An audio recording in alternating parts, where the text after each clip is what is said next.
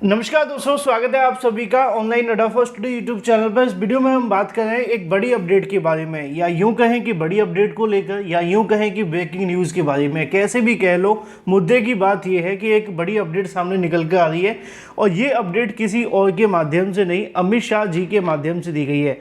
अमित शाह जी के माध्यम से दिए गए स्टेटमेंट के मुताबिक यहाँ पे 5 लाख सरकारी नौकरियों को लेकर जो जानकारी है वो दी जा रही है, और इसी मामले पे हम डिटेल में बात करने जा रहे हैं।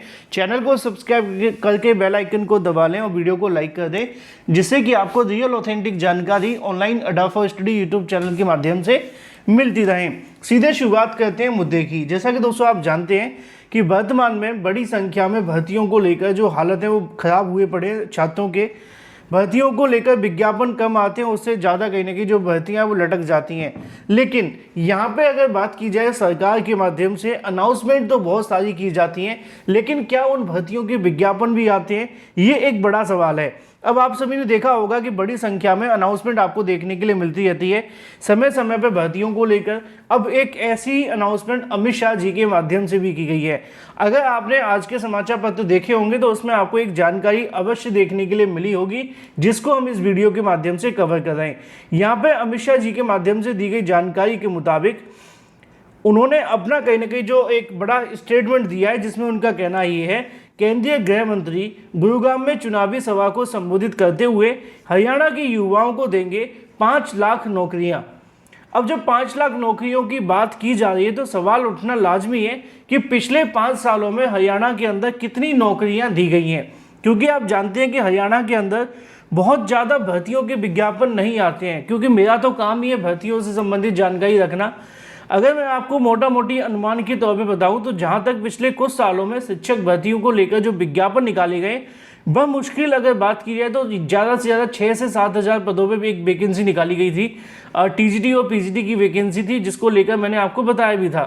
इसके अलावा अगर कोई वैकेंसी आ भी जाती है तो इतनी बड़ी संख्या में पद रहते भी नहीं है।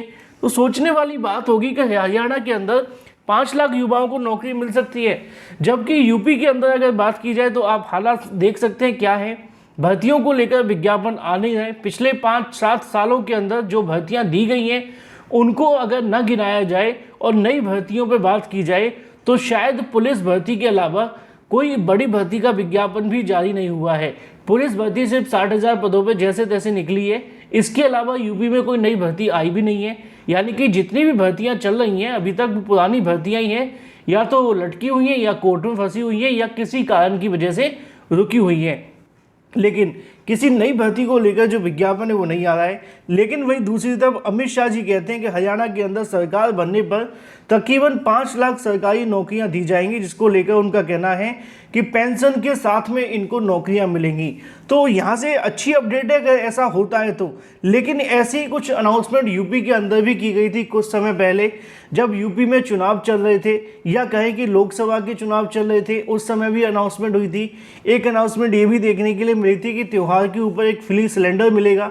शायद वो अभी तक नहीं मिला है, अगर मिला हो तो मुझे पता नहीं है, बता देना कमेंट करके। लेकिन क्या ये सिर्फ अनाउंसमेंट तक सीमित रहेंगे या नई भर्तियों के विज्ञापन सच में निकाले जाएंगे, ये काफ़ी महत्वपूर्ण है। लेकिन फिलहाल की जो जानकारी है वो आपके सामने है कि अमित शाह जी के माध्यम से एक अनाउंसमेंट की गई है, जिसके मुताबिक पेंशन के साथ में सरकारी नौकरी दी जाएगी। अब ये सच में कब तक आएंगी ये देखना दिलचस्प होगा, और उसके लिए उन्होंने एक शर्त भी है कि अगर उनकी सरकार बनी तो भर्तियों को लेकर जो विज्ञापन है वो निकाले जाएंगे।